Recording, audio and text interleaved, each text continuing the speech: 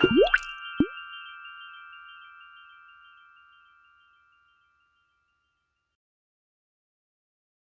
am Krithi Shetty. I am a senior data protection consultant with Tsaaro, and my work revolves around advising organizations with respect to privacy regulations, security requirements, and also assisting them with any kind of implementation of any privacy management software. I would like to call upon our speaker today, Dr. Raghuveer Kaur, ma'am, and if you would like to introduce yourself, please. Hi, Krithi. Hi, everyone. Thank you for this warm welcome. I'm Dr. Raghuveer Kaur. I hold a PhD in corporate governance. I have an experience of 10 years, a mixed experience of a CATS and corporate. I've entered the privacy field from past 2 years. I'm a certified DPO from PECB. Apart from it, I hold 2 certifications from One Trust on privacy and GRC. So let me begin the webinar by quickly introducing about Tsaaro. We are a leading privacy and security services provider. We have advised startups, we have advised companies and organizations across the globe to comply with regulatory requirements under the applicable privacy legislations. Our prime focus is to ensure that we are providing practical and workable solutions to the organizations that we work with. Our approach is customized to their, according to their requirements. There are a couple of important pointers that we would be covering in today's session. We'll be beginning with understanding what a privacy impact assessment means in the first place. Why would any organization require to conduct a privacy impact assessment? What exactly are the benefits behind conducting a privacy impact assessment, apart from the fact that it is a legal mandate under most of the privacy legislations governing organizations. We would also look into PIAs specifically under the CPRA, when to conduct a PIA, what is the applicability of a PIA under CPRA. There are specific provisions under the CPRA that governs PIA, and we'll be covering that as well. And also there are certain essential requirements for conducting risk assessment under the CPRA. We'll be looking into that as well. And we'll also leave the audience with how they can prepare their organizations for PIs. So this is the agenda for today's discussion. Let us begin with what a privacy impact assessment is. If I put it in a simple term, when we talk about privacy impact assessment, we are basically examining a company's privacy. Okay, so when a company takes up any new program, policies, or procedure, it has to work around to find out what are the risks associated with. So put simply, privacy impact assessment is a systematic examination of a company's program, policies, project, wherein they try to mitigate risk. So when we are talking about privacy impact assessment, we are basically talking about how the organization is going to handle its personal information and how can it stay compliant with the laws and regulation. So it's not as simple as it looks. It's a proactive step. It cannot start after you have taken a project or policy, and the company in the outset needs to set out the process of privacy impact assessment. So when I say it is systematic, it involves a series of steps. You cannot run into it haphazardly. You have to plan it out. So the idea is a risk assessment and risk mitigation plan built around the protecting the personal information. So there are steps like it. If you're taking a program, you have to first think of the scope of the program, and then you have to think about the personal information involved. Then what could be the potential risk associated with? Then how can you think about the process wherein you can avoid this risk, and then you have to continuously monitor those programs so that the privacy or the personal informations are protected. Considering how comprehensive the whole aspect of conducting the privacy impact assessment would be, there are also a lot of benefits that are associated with conducting a PIA. The most important aspect for any organization with respect to conducting a PIA would be to ensure that it's avoiding any kind of legal penalties that have been provided under the leading legislations, especially GDPR, which provides for PIA as a mandate. And it also, like we've already mentioned, it also helps us in understanding the risks that could be posed to the organization and mitigating all of those risks and any additional costs that could be involved in handling such risks in the future. So, ma'am, would you like to throw some light on other benefits that are associated with conducting a PIA? When you go for a PIA, it ensures that privacy by design is inculcated in your program. So what we are doing basically in a privacy impact assessment, we are thinking of all the possible data spillage that can happen, and we are actually preparing ourselves. So if you think of it, by logic, an organization would go for PIA not just to be compliant with the law, but for its own reputation. For the, there are humongous penalties, humongous loss to the reputation and the amount of business that you lose. Therefore, there are many tools, there are companies like you, in fact, Tsaaro is helping. So privacy impact assessment has multifold benefits. So think of it in a way that you have not, thoroughly envisaged a policy wherein something happens and you are stuck. So any form of, plan B is already there. You have a cushion. And before that, you are actually protecting your company. You have a proactive approach. At the outset, you're thinking, oh, these are the possible things that can go wrong. So you're cushioning yourself. Okay, so that is why the privacy impact assessment has a lot of benefit, just not being a mandate. It protects your company's clientele, it protects your reputation, it protects your project. Yes, definitely. And as you know, globally we're advancing technologically. We also understand that there are a lot more privacy concerns that are associated with this advancement. And we are also aware of how consumers like you and I are becoming increasingly aware of our rights and of how our data needs to be protected. And with the PIA being conducted, it is definitely an advantage to organizations to win that loyalty and trust that a consumer would hold in that organization. So that is definitely the biggest advantage, I would say. When to conduct a PIA under CPRA? Ma'am, would you like to take this question? And so before I dwell into this question, I would like to tell you that CPRA has not provided us any specific set of criteria wherein it says that this is to be done. It varies on case-to-case basis. It is on the companies to understand. But in general, as we have the standard set in GDPR, and we believe CPRA is close associated with GDPR. So there are few instances where a company is mandated to take a PIA. For example, when you're processing the sensitive information on a large basis, I mean, the amount of information is fairly large. Again, what is large, what is small is not defined. It is again on the case-to-case basis. So there you have to have a PIA. Similarly, if you are deploying a new technology, you have to have a PIA so that you can think of it in a more secure way. So whenever you are going for any biometric data or any geolocation data, you have to have a PIA because these involve sensitive personal information. The moment you are involving sensitive papers, processing sensitive personal data, tracking people's location, you are monitoring publicly accessible data on a large scale. So this is a catch. If you're doing it in large scale, it is a mandate. If you are processing data of minor, say child under 16 as per CPRA, you have to have a PIA.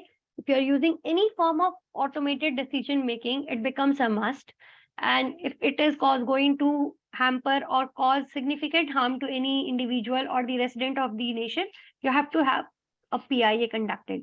So when I say that you have to conduct a PIA, again, CPRA has just given it an open field where it says that if the organization believes there are certain, the result is going to possess high risk, you have to go for a PIA.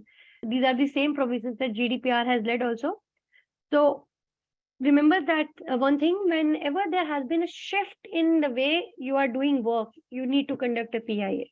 If you are shifting the project, if you're making changes in the plan procedure, you have to conduct a PIA.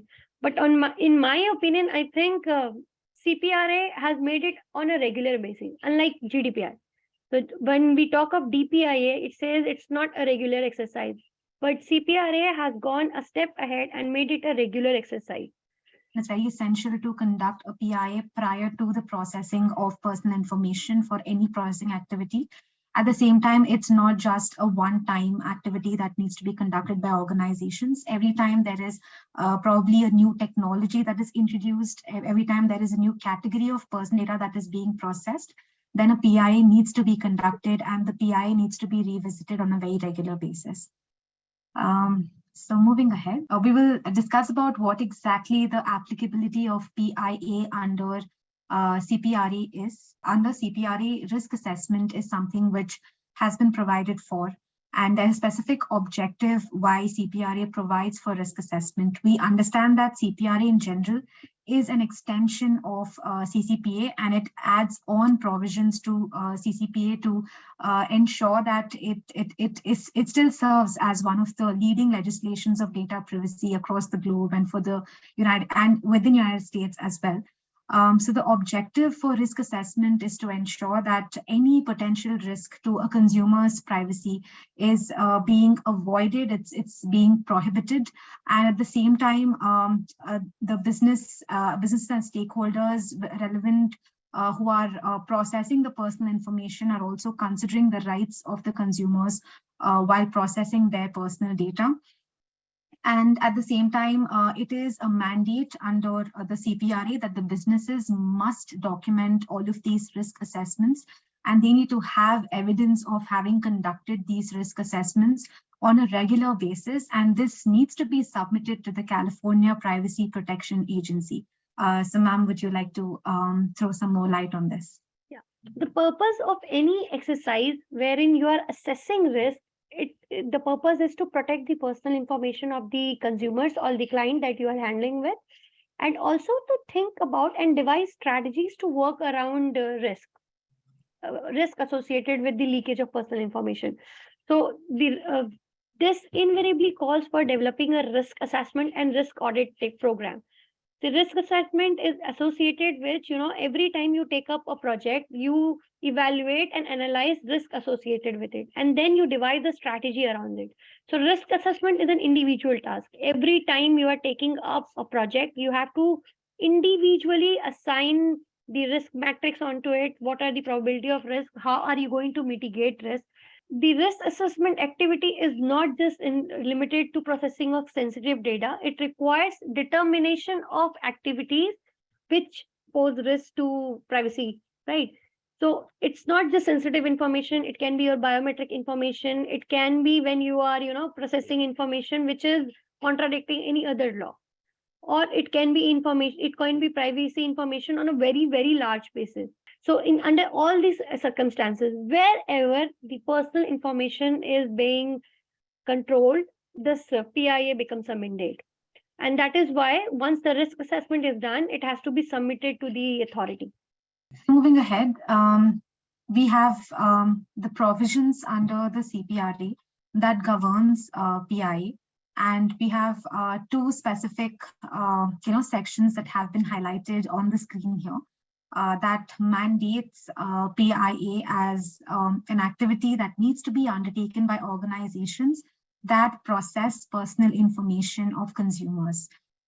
So under section 21, subsection 15, it is provided that businesses whose processing presents a significant risk to consumer privacy or security must submit a regular risk assessment to the authority, the California Privacy Protection Agency.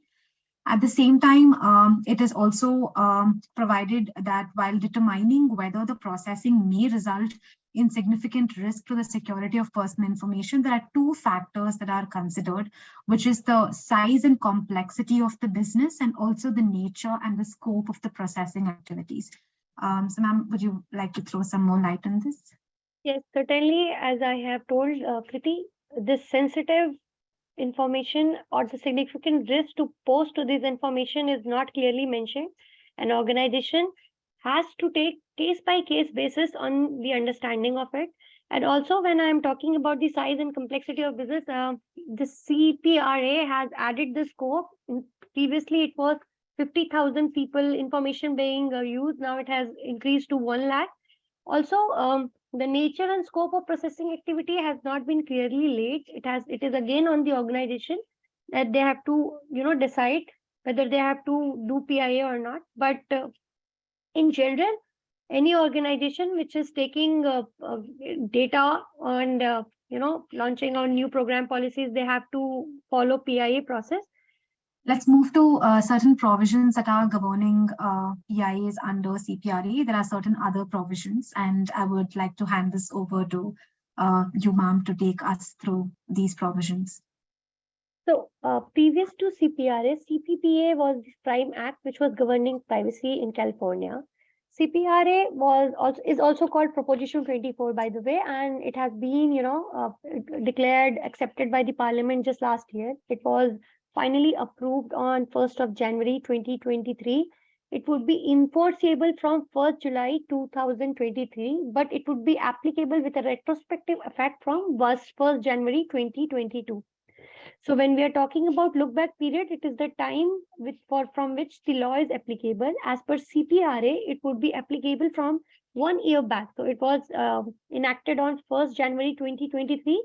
But every company which would be falling under CPRA had to manage all the mandatory criteria from 1st January 2022.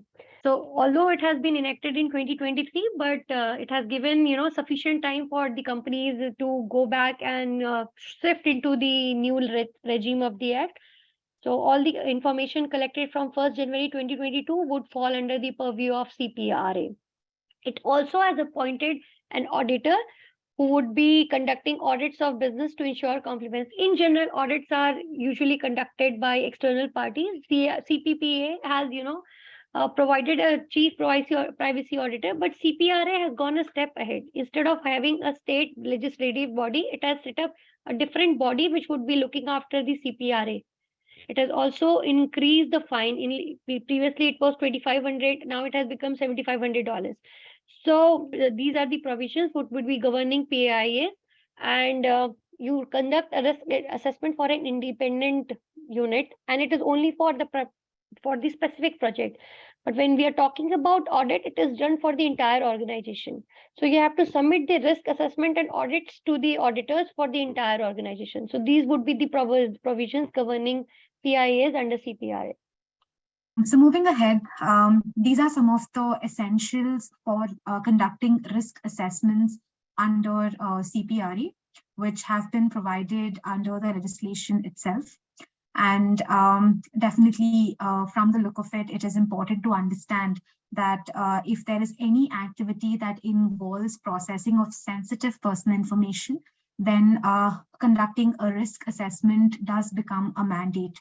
And along with that, there are certain other essentials which I think I would like for ma'am to take up. The first important thing to understand is CPRA has gone a step ahead and it has provided a classification for sensitive personal information. Fine. So you have given a clause for personal information, but with this law, you have got further explanation to sensitive personal information. So it has been very specific that any time if you are going for sensitive personal information, the risk assessment becomes essential. Here, I would just give a quick examples of sensitive information. See, religion, ethnicity, all these are sensitive personal information. Even GDPR has laid out a special category of data, although not defined as sensitive data, it is called special category of data. But CPRA has been very specific in defining sensitive personal information. Now, what risk assessment is? So risk assessment basically means anytime an organization is processing personal information or sensitive personal information, it should think of all the possible mishaps that can happen. It should actually, when you're mapping data, you actually visualize data.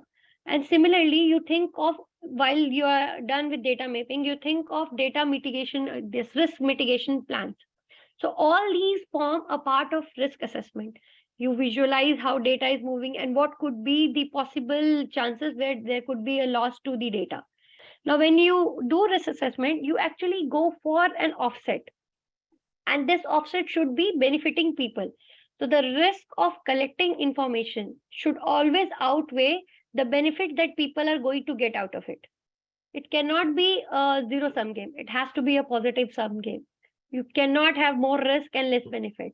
So yeah, one of the essentials of risk assessment is you have to identify and weigh the benefits to the business, consumer, and to all the stakeholders which are associated and there could be risk to these data. Similarly, regular risk assessment which covered business shall have to conduct complete, and this is again a mandate. You have to complete the personal PIA, you have to make a risk assessment report, and you have to submit it to auditor. Unless you get a clearance from them, you cannot go ahead with your business proposition. And if there are any loopholes, you would be again suggested to revamp it. Otherwise, you could be, posing your business a huge loss, apart from the fines and penalties. So these are the essentials for risk assessment under CPRA. Yes, I think right now we come down to how exactly can your organization prepare for PIAs. I would like to ask ma'am to highlight a few pointers that she thinks is important as well for organizations. So, while preparing the organization for PIA, there are two ways, Krithi. One is how internally the organization is think of it, or whether it is going to depend on somebody else. So there are people like DPOs, experts, consultants that can help. But for organization who are going to do it on their own, the first and foremost step is to decide on the scope of their programs or projects which they have taken.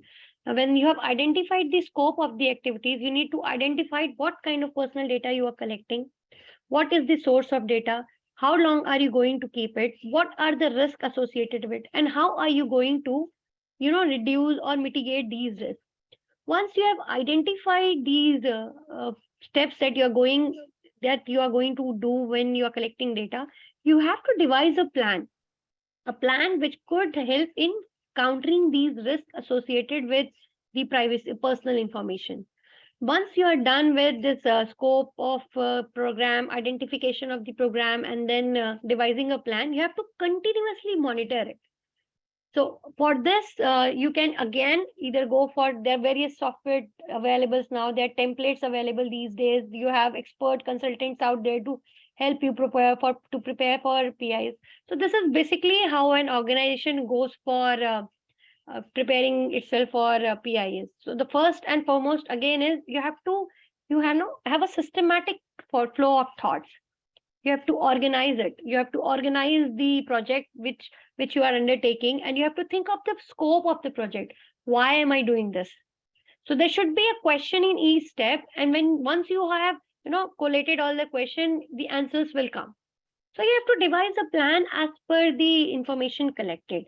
So yeah, these are the steps through which the organization can prepare itself for PIAs. Again, there's further many good legislation, and of course, GDPR is the Bible of everything. So if you take cue from GDPR actually rolled out good templates about it. They keep on posting good articles. They keep on posting tools. I will also say that ASEAN has also progressed in this aspect. Singapore privacy law also keeps on developing tools and sharing with freely. They do it freely. But again, you need some kind of expert opinion to understand those tools. But these tools, these already existing laws and the third parties which are into privacy can actually help you prepare your organization, because it is very, very overwhelming for an organization which has not followed any data privacy law, and at a moment the country makes it mandatory. So you need to have a cushion, you need to have training, you need to educate your employees, you need to educate yourself, you need to upgrade yourself, and that's how you prepare for PIAs. Definitely, ma'am, because the PIA is a thorough analysis of how the PII is collected, it's stored, it's protected, it's managed, and it is a comprehensive process in itself. We come to an end of the session. So thank you everyone for joining in and for listening to the session.